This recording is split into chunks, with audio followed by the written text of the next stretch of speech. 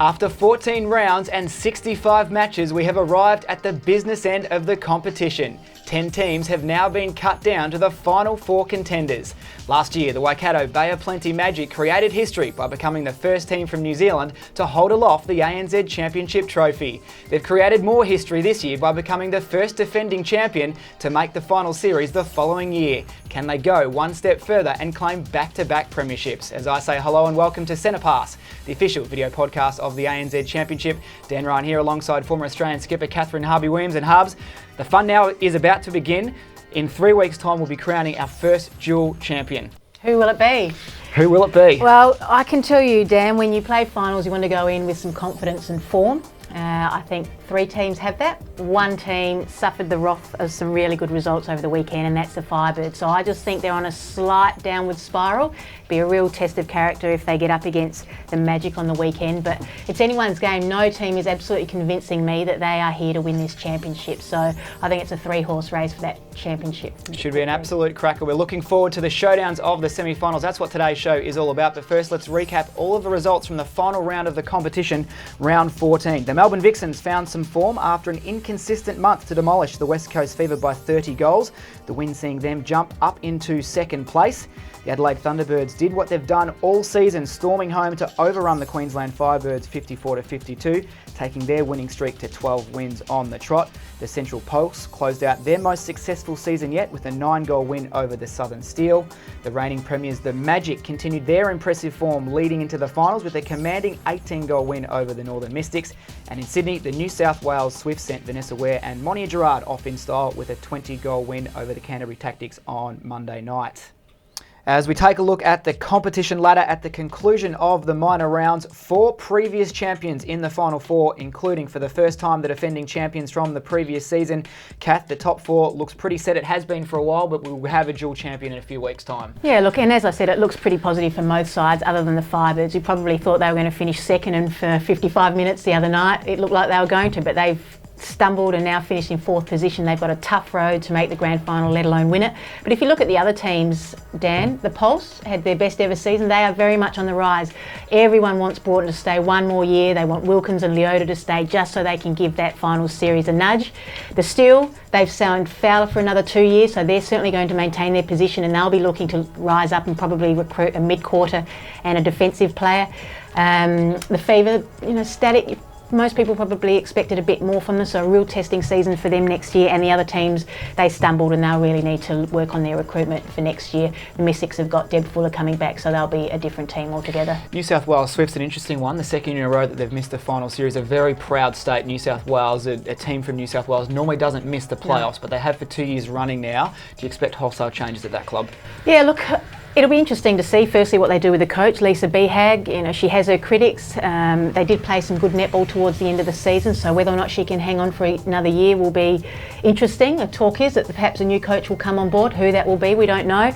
So I guess, either way, I think there'll be a different side in terms of personnel. They need to make some changes. They need to get some oomph about them, which they lost this season, a little bit of complacency, a little bit of negativity coming out. So I expect them to be a much better unit next year. Well, let's turn our attention now to the present, the final 4 for our semi-final showdowns. Each of these 4 teams know what it takes to win the ANZ Championship title. Let's start with the major semi-final, the Adelaide Thunderbirds, top of the table, hosting second place Melbourne Vixens. They jumped up there after a win over the West Coast Fever.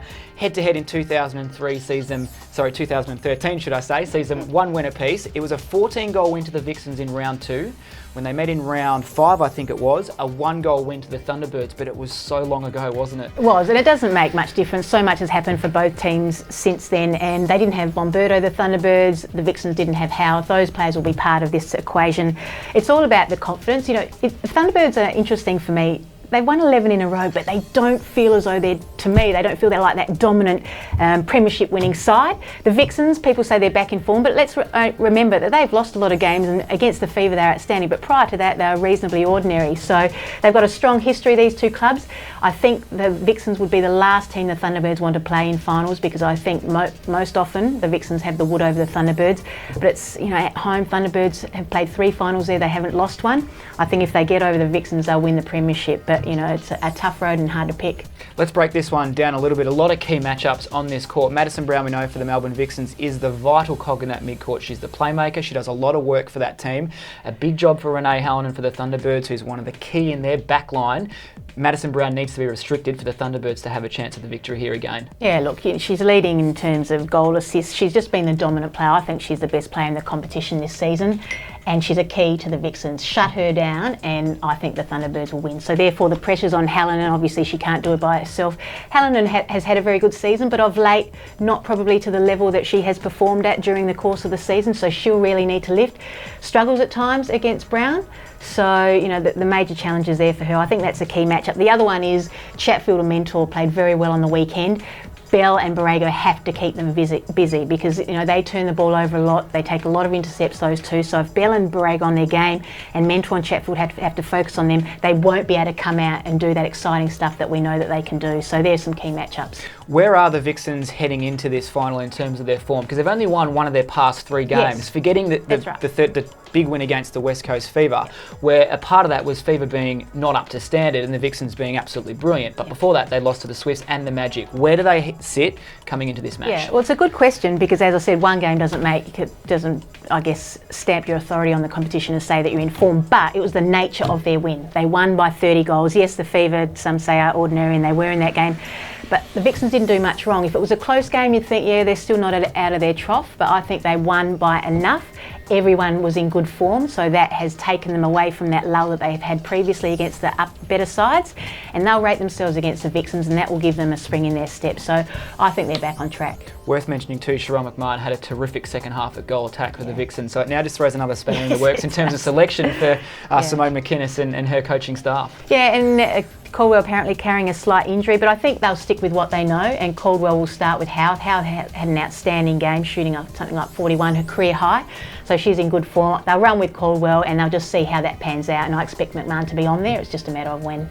So that is the qualifying final, the Adelaide Thunderbirds against the Melbourne Vixens. The winner will host the grand final in a fortnight's time, the loser into the preliminary final the following week. That one will be played on Sunday in Adelaide at Netball SA Stadium. Capacity crowd, no doubt.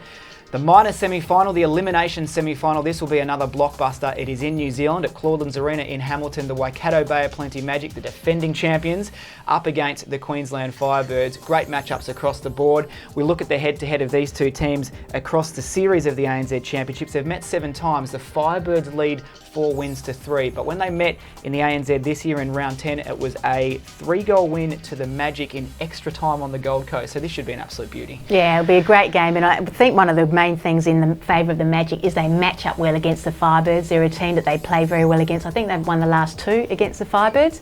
Copper and De Bruyn have found form. The key players for the Firebirds are Medhurst and Aiken. So, I think that's a really good matchup for the Magic, and one reason I think they'll win. I guess a positive for the Firebirds is they play well in New Zealand. They're the best performing Australian side in New Zealand. They played 15 games and won 11, so that's a good thing. And we always look for stats that suit you, so the Firebirds will also look at the fact that, unlike the Thunderbirds, the Magic have played 6 at home and only won 3, so they are vulnerable. It's not quite the cauldron some people think it is. So there are a few things there that the Firebirds will take on board in terms of giving them some confidence that they can win this game. A lot of talk around the town that when the Firebirds fire, a lot of it is on the back of the performance of Natalie Medhurst. She has a terrific history playing against New Zealand teams. It suits her style well. When she's given space to work, she can do a lot of damage. In the tighter one-on-one shutdown defenders, she can be restricted. She was kept to just 8 goals against the Thunderbirds.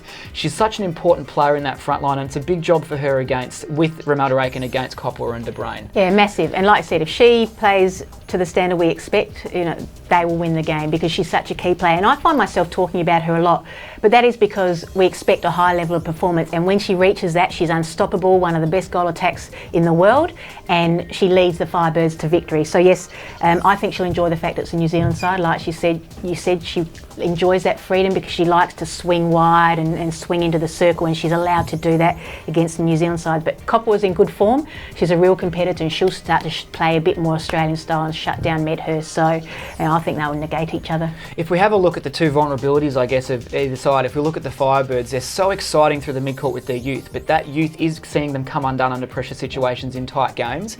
On the flip side with the Magic, probably a little bit vulnerable over wing attack, goal attack, but they seem to have got it right in the latter stages of the year. It's almost deja vu. It's very similar to last year. Yes, they haven't won 14 in a row, they've won 5 in a row, but it's all about hitting their straps at the right time. It's an emotional time because we know their coach, Nolene Tarua, is about to step down. And Penny, I mean, really, a lot of people thought she's going to be their Achilles heel, but she has stepped right up. In games when the pressure's on, people thought she'd go missing, but she takes the long shots and she's been scoring. And then you look at Van Dijk, she's come into form. She shot 46 out of 48, and I think was quoted the other day as saying, about time, thank God. I've been trying to do this all season, but what better time to do it now? So if those two players can maintain that form, it's a pretty lethal shooting circle. It's interesting too, Penny's best game for the season was probably against the Firebirds in that extra time period where she shouldered all the load and just could not miss a goal to save herself. So it'll be really interesting to see how she fires up in the finals.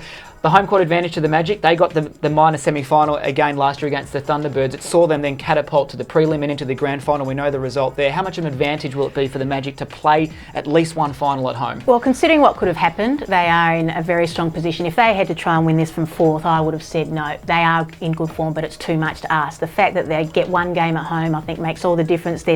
Their results in the finals, as I said, 3 from 6, which is not ideal, but it's better than playing away from home. So I think it gives them a major leg up, and they'll just be boosted by the fact that I think they would have thought that they were going to finish fourth. I don't think they would have thought that they were going to win by 28 goals and boost into that third position. So they'll be full of confidence. They're riding on a high. All players are in form, so they're going to be very hard to beat. Certainly looking forward to it. That is the minor semi-final there. The Magic hosting the Queensland Firebirds on Sunday in Hamilton at Clausen's Arena. The winner through to the preliminary final the following week. The loser out for season 2013. Two massive blockbusters. Harbs, who are your tips for the first and second semi-final? I'll just remind you, you've got 5 from 5 last week too. It was probably your best round since round 1. You've done well. Okay, I'm going for the home sides, Thunderbirds and Magic. It could go either way, but maybe that home court advantage will get those teams over the line, Dan. Good thinking. I'm going the exact same way. Thunderbirds over the Vixens just in a tight one, and the Magic over the Firebirds as well, based on that home court advantage. Well, that's all we have time for today's show. Catherine, thank you for all your semi-final insights. We're certainly looking forward to the action on the weekend. Make sure you check out the ANZ Championship website for all of the broadcast details for the semi-final blockbusters. Until next time, it's goodbye for now.